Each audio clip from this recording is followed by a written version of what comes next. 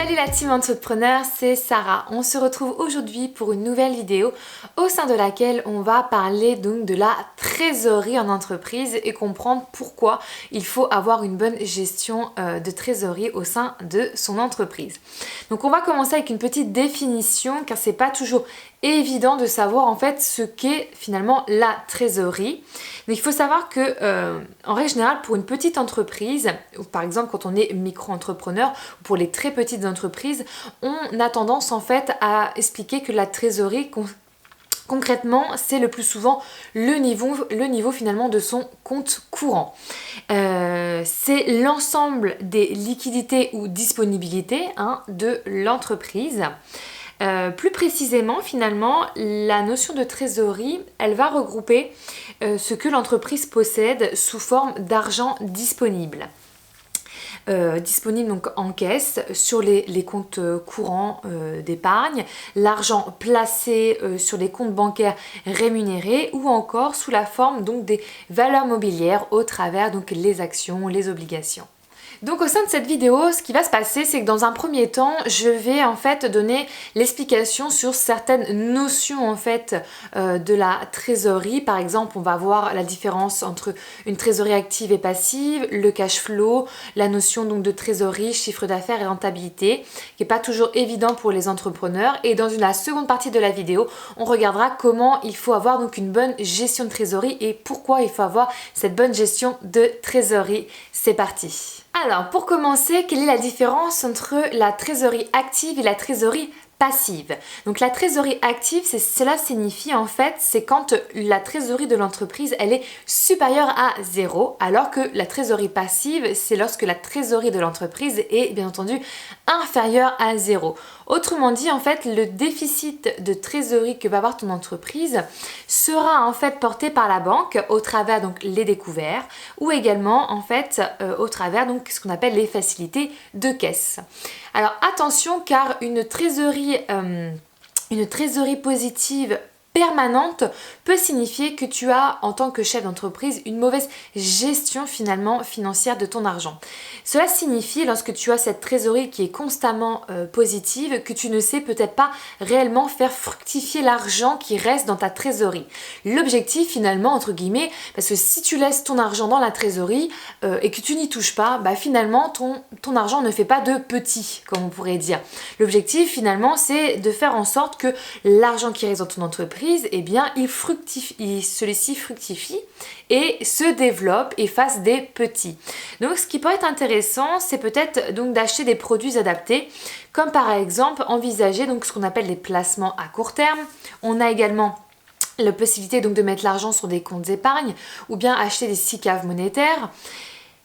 Attention toutefois, car même s'il est très intéressant donc de faire fructifier cet argent, il faut se dire qu'il peut être intéressant d'en garder quand même une certaine partie dans sa trésorerie dans le cas où on aurait par exemple un fortuit ou un imprévu financier qui peut impacter finalement la trésorerie de ton entreprise. Si tu as un fortuit, il est intéressant bien d'avoir de l'argent en réserve dans le cas où tu devrais justement débourser de l'argent. Le fait de bloquer l'argent à long terme, ça pourrait poser problème en fait en cas de besoin d'argent urgent et tout de suite si je puis dire.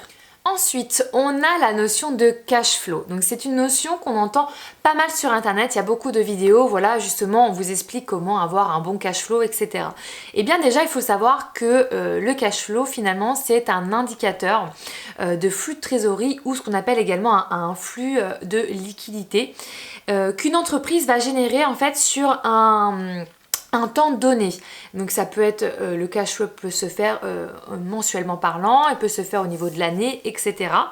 C'est l'argent en fait qui va rester en compte une fois en fait l'ensemble des charges réellement décaissées, déduites. Donc ce qui fait que c'est vraiment un indicateur qui va être intéressant, intéressant en fait sur lequel il va être intéressant de se pencher puisque voilà c'est un indicateur qui te permettra de savoir si ton flux de trésorerie est plutôt bon ou pas. Ensuite, autre notion qu'il ne faut pas confondre. On va avoir donc tout ce qui va être trésorerie, chiffre d'affaires et rentabilité. Parfois dans l'esprit des entrepreneurs, toutes ces notions elles se mélangent un peu et en fin de compte, lorsqu'on va demander à un entrepreneur quelle est selon toi la différence entre la trésorerie et la rentabilité ou la différence entre la trésorerie et le chiffre d'affaires, et bien là ça devient un peu plus complexe. Donc il ne faut pas confondre trésorerie et chiffre d'affaires. Car la trésorerie, finalement, c'est la différence entre les encaissements et les décaissements. Il est tout à fait possible d'avoir dans certains cas, dans certaines entreprises, un très bon chiffre d'affaires et une très mauvaise trésorerie. Par exemple, dans le cas où les charges, finalement, d'exploitation seraient trop élevées. De même, on ne peut pas lier en fait la trésorerie et la rentabilité. La trésorerie va retracer finalement les flux financiers constatés à leur date réelle d'encaissement et de décaissement. Tandis que la rentabilité va retracer finalement ce qu'on appelle les flux comptables à leur date de facturation. Donc il est très important de faire cette distinction car il y a souvent une différence finalement entre la date où tu vas réaliser donc une facture pour ton client ou une facture pour ton client et la date réelle à laquelle tu vas encaisser finalement cette facture ou la décaisser. Donc ce qui fait que c'est vraiment intéressant de distinguer ces deux notions. Par exemple, il y a des entreprises, pour que ce soit plus clair, il y a des entreprises qui payent leurs fournisseurs avant que leurs clients, les clients les aient payés. C'est le cas par exemple dans des concessionnaires automobiles. En règle générale, on va payer le fournisseur et eh bien, on aura finalement la rentrée d'argent qu'une fois que le client nous aura payé notre produit. Donc ces entreprises-là, finalement, qui vont payer les fournisseurs avant que les clients les payent, elles auront tendance finalement à avoir une trésorerie qui sera généralement tirée vers le bas en permanence. Et ce, même finalement, si la rentabilité, elle est bonne. Il faut savoir que dans ces cas-là, dans ce cas de figure de ces entreprises-là, il faut savoir que les problèmes de trésorerie eh bien, augmenteront en même temps que le chiffre d'affaires. Car les volumes finalement d'argent décalés seront toujours très élevés et toujours plus grands. C'est-à-dire qu'il y aura toujours une trésorerie qui sera tirée par le bas alors que le chiffre d'affaires, même s'il lui grimpe, cette trésorerie, elle sera constamment tirée vers le bas.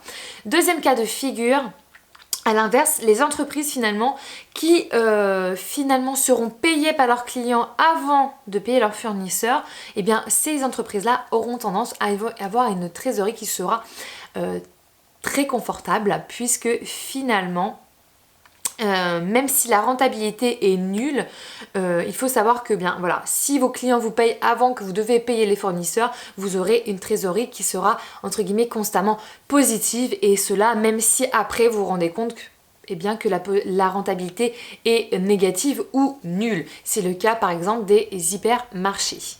Maintenant, si on parle en traduction comptable, finalement la trésorerie, qu'est-ce que la trésorerie au niveau comptable ?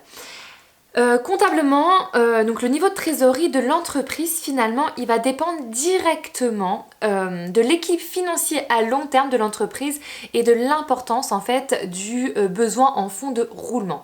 Donc concrètement, cette trésorerie elle va résulter de la différence entre le fonds de roulement et le besoin en fonds de roulement. Donc trésorerie est égale fonds de roulement moins besoin en fonds de roulement. Maintenant, deuxième partie de notre vidéo, comment bien gérer sa trésorerie en entreprise. En tant que chef d'entreprise et entrepreneur, tu dois bien avoir à l'esprit que la gestion de trésorerie est au centre de la vie en fait de l'entreprise. La trésorerie, c'est le baromètre quotidien de ton entreprise, du chef d'entreprise. Puisqu'une trésorerie qui sera confortable, finalement, moralement pour le chef d'entreprise, ce sera finalement un certain bien-être, un certain équilibre qui sera apporté dans ton entreprise. Et ça va augmenter finalement ton capital motivation et ton capital confiance. A contrario, une trésorerie qui sera toujours négative ou qui sera en dents de scie, eh bien ce sera assez décourageant pour le dirigeant que tu es, pour la dirigeante que tu es. Donc cette trésorerie, elle se gère, je le répète à nouveau, au quotidien. Tu dois vraiment avoir, entre guillemets, les yeux rivés sur le montant de ton compte courant d'entreprise. Car en cas de problème de trésorerie, il ne faut vraiment pas attendre. Il va falloir se poser des bonnes questions dès maintenant pour justement comprendre si d'une part le problème rencontré de trésorerie est passager. Dans ce cas-là, si elle se dégrade momentanément cette trésorerie d'entreprise, il faudra peut-être se poser la question, peut-être que cela vient tout simplement d'un surstockage, d'un investissement que tu viens de faire ou bien tout simplement, comme je disais tout à l'heure, d'un imprévu, d'un fortuit. Si c'est passager, il n'y a rien de grave. L'objectif, c'est de se dire, c'est de s'assurer que ce problème, si je puis dire, ne se perdure pas au long terme. C'est-à-dire qu'il ne faut pas que ce soit un problème qui soit persistant. Dans le cas où le problème persiste, ton problème de trésorerie persiste, il va falloir s'interroger et se demander d'où cela vient-il. Est-ce que cela vient d'un manque de rentabilité? Et si c'est le cas, eh bien donc là, c'est un souci qui va être plutôt inquiétant, même si je ne veux pas être alarmiste, mais ça reste dans ces cas-là, ça reste un problème qui devient inquiétant. Peut-être que finalement tes marges en entreprise sont trop faibles, peut-être que tu as des frais de structure ou de personnel qui sont beaucoup trop élevés par rapport à ton activité et donc là il faut reprendre entre guillemets les rênes et trouver des solutions rapidement. Ou peut-être que ce problème qui persiste vient tout simplement en fait d'un décalage entre justement les flux d'encaissement et de décaissement. Comme je disais tout à l'heure, cela peut être causé par exemple par une augmentation du chiffre d'affaires ou par une mauvaise gestion des impayés. Peut-être que tu n'as pas fait les relances à temps finalement auprès de tes paiements qui n'ont pas été faits et dans ces cas-là, active-toi également, fais tes relances auprès donc des mauvais payeurs entre guillemets ou simplement les clients qui auraient omis donc de te régler. Ou peut-être que cela est dû par une mauvaise gestion des délais de règlement de fournisseurs qui en amont auraient peut-être été mal négociés.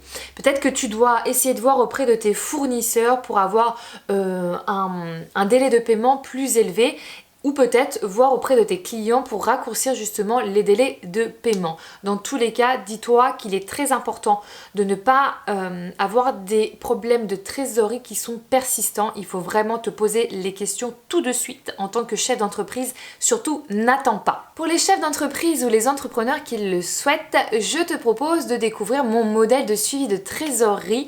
Celui-ci, finalement, il fait partie intégrante d'un programme de formation que j'ai complètement créé sur la gestion financière finalement de son entreprise au quotidien.